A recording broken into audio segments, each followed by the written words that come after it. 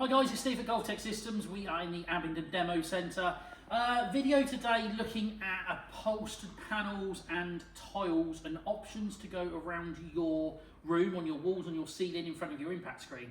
This is something that we get asked a lot, and I wanted to do a video today because there are multiple options out there that you can go for, but I think it's important to understand what the option differences are, what they actually bring to the table, what you're looking at cost, more importantly how durable they are, and then the ongoing cost. So we've got a small selection down here of different kind of tiles and panels that we could use that are available on the market. Some we've got, some we don't. We're going to start at this end. So this one's quite a popular one with DIYs. This is an acoustic foam tile. Good thickness, very light, and you can just spray adhesive these straight onto your wall and ceiling.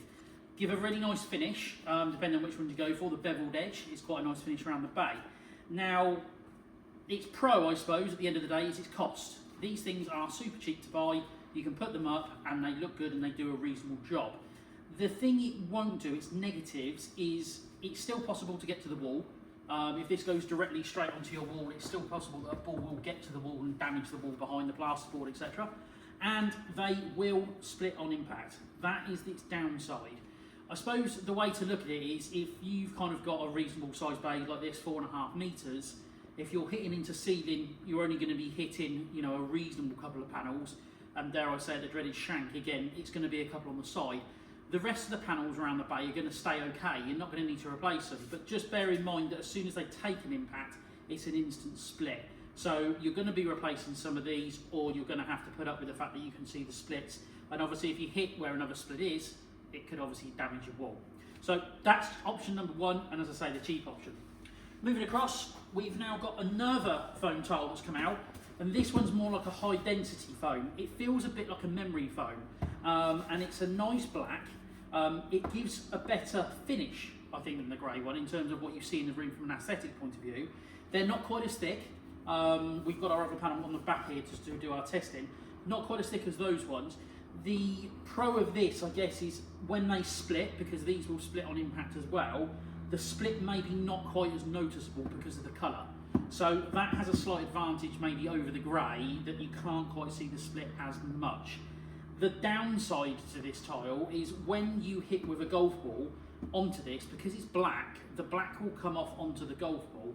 Now I'm just going to jump over here, we've got a golf ball on this side, and we can effectively see, there we go, that's the sort of markings that you're going to get that come off of this sort of tile onto your golf ball. Now the downside to that obviously is, yeah, you can just wipe that ball quite clean and carry on. If you hit one into the roof or into the side with a wedge or something like that and it's got the black on, then you hit it onto your white impact screen, it's going to mark the impact screen. So again, not just about how does this look, how is it going to look in the room, is it going to do the job, it's thinking about things like your damage of your impact screen because of the nature of what this actually is and what it's going to do to that golf ball. So again, that's another option. We've got that one. We then move up into this tile. So this is a faux leather wrapped piece of foam. So this is a step up on those in terms of price point. Same way to attach to wall and ceiling. So spray adhesive, you can put them straight on. The difference with these is, again, a bit more expensive because you're paying for the faux leather, but its pro is this won't split. This won't mark, this won't split. So this is more expensive in the start, but much more durable in the long run.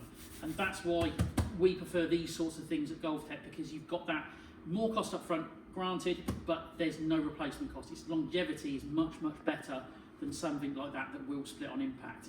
The other option that we have at GolfTech on the other side, because we're again doing some testing, this is our upholstered leather panel. So this, again, faux leather, but these are all custom made and they're ply backed. So the difference with these is we can clip them onto the walls and ceiling using our clip system, but they are much easier to replace, less damage to the wall. You're not going to be trying to get the foam off the wall, so to speak, when you put spray adhesive onto it, and if you ever wanted to move them. So these are much quicker and easier.